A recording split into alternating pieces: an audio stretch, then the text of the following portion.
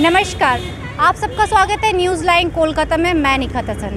आज 11 बजे केंद्रीय अर्थ मंत्री श्रीमती निर्मला सीतारमण द्वारा अंतरिम बजट पेश की गई। इस बजट को लेकर कुछ जनताओं ने इसे मिली जुली भी बताई, कुछ वर्ग की लोगों ने इसे जनता के स्वार्थ के लिए भी बताई।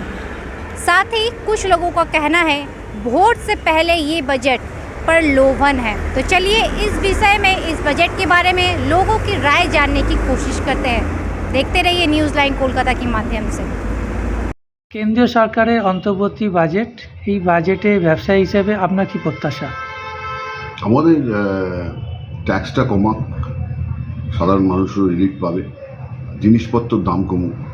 জিনিসপত্রের দাম কমতে গেলে ইমিডিয়েট যেটা আমাদের সেক্টর পেট্রোলিয়াম সেক্টরে পেট্রোল ডিজেলের দাম কমানো উচিত এবং এখন যা প্রাইস আছে সেই থেকে কোম্পানি হিউজ প্রফিট আছে।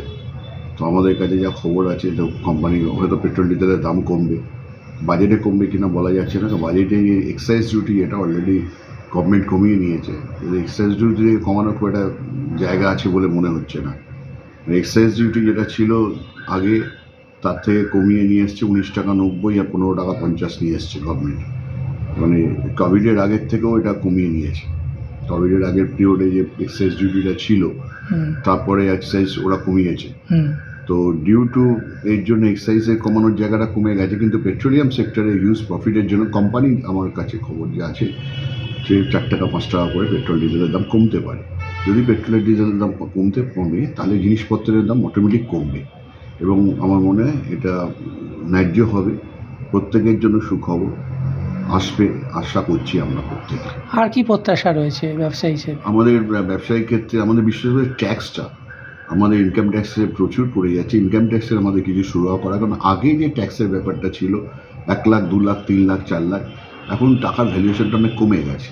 সেজন্য ট্যাক্সটা যদি ছাড় হয় তাহলে বিজনেস করতে আমাদের সুবিধা হবে। আমাদের ট্যাক্সে ছাড় থাকলে আমরা অন্যান্য অনেক কিছু জিনিস সেভিংস করতে পারবো, কিছু আমরা পরিষেবা দিতে পারবো। ট্যাক্সটা আমাদের কাছে অত্যন্ত জরুরি যে ট্যাক্স কমানো। The government has reduced and rationalized tax rates. Under the new tax scheme, there is now no tax liability for taxpayers with income up to 7 lakh rupees. পরবর্তী বাজেট ঘোষণা হবে, আপনার ব্যবসায়ী হিসেবে কি প্রত্যাশা? আমি ট্যুরিজম বিজনেসে আসি। নমস্কার, আমি শুভেঞ্জিৎ সেন বলছি। হোটেল ইন্ডাস্ট্রিসে করতে গেলে প্রথমত রাস্তাটা ঠিক করতে হবে। রাস্তা কানেক্টেড করতে গেলে আমাদের ওয়েস্ট বেঙ্গলে হয়েছে কিছু, কিন্তু আরও যদি ঠিক হয় তাহলে আশেপাশে যেমন সিকিম আছে, যেমন এখান দিয়ে আমরা চলে যেতে পারি, ভুটান চলে যাচ্ছে, এখান দিয়ে নেপাল চলে যাচ্ছে, এই যে রাস্তাগুলো উড়িষ্যা চলে যাচ্ছে, এখান দিয়ে বিহার চলে যাচ্ছে, এখান দিয়ে ঝাড়খণ্ড চলে যাচ্ছে, এই রাস্তা যদি যতক্ষণ না ঠিক হবে ততক্ষণে এটা ট্যুরিজম বাড়বে না, কখনোই বাড়বে না। বাইরের দেশেরগুলো একটা দেশের সঙ্গে আরেকটা দেশের কানেক্টিং রাস্তায় রোডটাকে ঠিক করতে হবে। ট্যাক্সের ব্যাপারে মেডিসিনের যে সাবসিডি, মেডিসিনের যে দাম আছে সেটা যদি না কমে, সাধারণ লোকে মেডিসিন কিনতে পারছে না, লোকে মারা যাচ্ছে, ওষুধের হাহাকার হচ্ছে, সেইগুলো যাতে না হয় এটাই আমি আশা রাখবো। ট্যাক্সটা আমি কমাতে বলছি, ট্যাক্সটা এই জন্যই কমাতে বলছি, ট্যাক্স যদি বাড়ে তাহলে নিত্য প্রয়োজনীয় জিনিসের দাম বাড়বে। এইটাকে যতক্ষণ না একটা স্ট্যান্ডিং নেটে না নিয়ে আসবে ততক্ষণ খুব প্রবলেম হবে।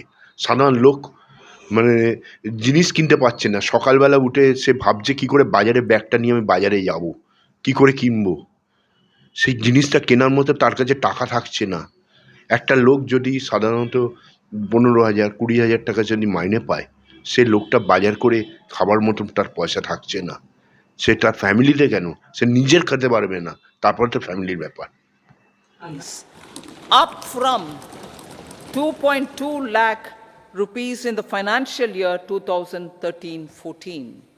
The বাজেট এই অন্তর্বর্তীকালীন হোক আর পূর্ণাঙ্গ বাজেটই হোক, কোনো বাজেটেই তো সাধারণ লোকের ভেবে করে না, সব বাজেটেই করে বড়লোকদের জন্য।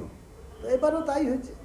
সাধারণ মানুষ তো কী হবে বলছে, আমি শুনলাম বাজেটে বলেছে যে মুদ্রাস্ফীতি নিয়ন্ত্রণে রেখেছে। কোথায়? সবজির বাজারে যান, আগুন, কোনটা কম আছে? কোনোটা কম নেই। তো সুতরাং কোনো সাবসিডি দেয়নি। বিশেষত আমাদের মতো রিটায়ার্ড লোকেরা একটা জিনিস আমার পয়েন্ট করুন, আমি এটা বলতে চাই, ধরুন আমি একজন সিনিয়র সিটিজেন, সামান্য পেনশনের উপর আমি বেঁচে আছি, কিন্তু আমার একটা মেডিক্লেইম আছে। হ্যাঁ, মেডিক্লেইমের যে প্রিমিয়াম তার উপর আমাকে জিএসটি দিতে হয় 5,000 টাকা। হোয়াই? এবং সেটা আমার ইনকাম ট্যাক্স থেকে ডিডাকশন হয় না, তার উপর আবার ইনকাম ট্যাক্স দিতে হয়। এর থেকে জালিয়াতি বা জুমলাবাজি আর কি হতে পারে বলুন তো? অন্তত আমরা যারা সিনিয়র সিটিজেন, আগে একটু আমরা ট্রেনে কিছু রিল্যাক্সেশন পেতাম, এখন যাওয়া বন্ধ করে দিয়েছি, তাই কি করলো?